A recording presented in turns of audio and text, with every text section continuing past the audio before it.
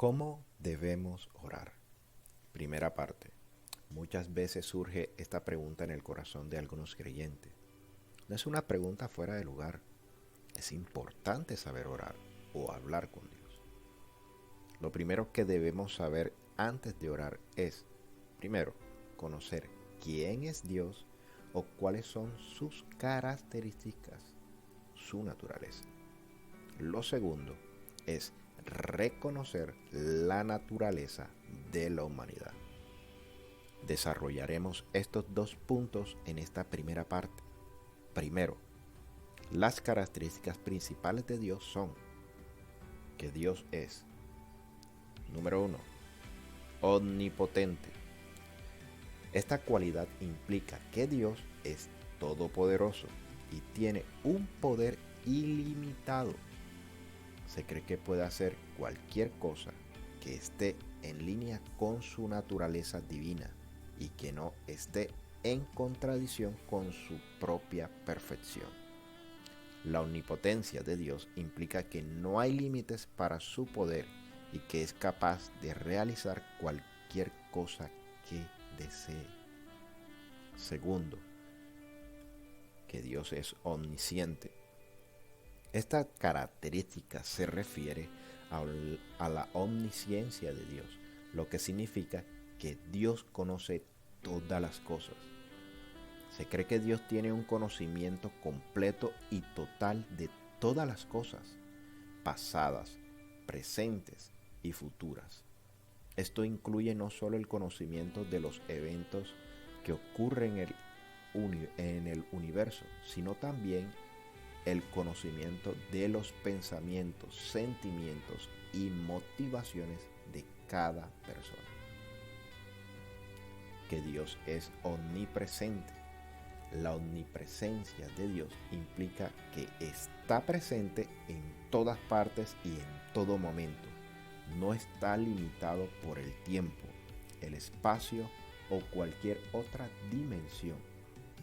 Esto significa que Dios está presente en cada parte del universo y que es consciente de todo lo que sucede en él. La omnipresencia de Dios también implica que no puede ser limitado o restringido por ningún aspecto del universo físico.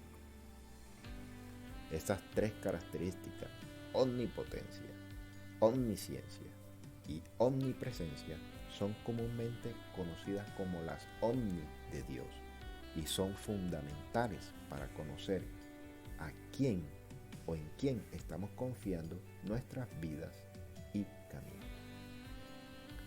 Otra parte que debemos conocer de Dios es que Él existe como un único Dios en tres personas distintas: Padre, Hijo y Espíritu Santo. Es fundamental la comprensión de la deidad para saber orar. La deidad de Dios. Primero, Dios Padre. En la Biblia, Dios es revelado como el Padre eterno y soberano. Jesús mismo se refirió a Dios como su Padre en varias ocasiones, como en Juan capítulo 5, versículo 18, cuando dijo: mi Padre hasta ahora trabaja y yo trabajo. También en el Salmo capítulo 89, versículo 26, declara: Él me invocará diciendo: tú eres mi Padre, mi Dios y la roca de mi salvación. Ahí está hablando Dios Padre, diciendo cómo le iba a invocar Dios Hijo. Segundo, Dios Hijo o Jesucristo. Jesucristo es considerado la segunda persona de la deidad o de la Trinidad, como el Hijo de Dios. En el Evangelio de Juan, capítulo 1, versículo del 1 al 3, se afirma: en el principio era el Verbo, y el Verbo era con Dios, y el Verbo era Dios. Este era el principio con Dios. Todas las cosas por Él fueron hechas, y sin Él nada de lo que ha sido hecho fue hecho. También en Juan, capítulo 10, versículo 30, me refiero a lo pasado, ahí cuando dice el verbo, quiere decir Jesús. Entonces, en Juan capítulo 10, versículo 30, Jesús dice, yo y el Padre uno son. Mire lo importante que es conocer todo esto. Ahora, como tercer punto, el Espíritu Santo. El Espíritu Santo es la tercera persona de la deidad o de la Trinidad. Y es descrito como el Consolador, consejero y guía.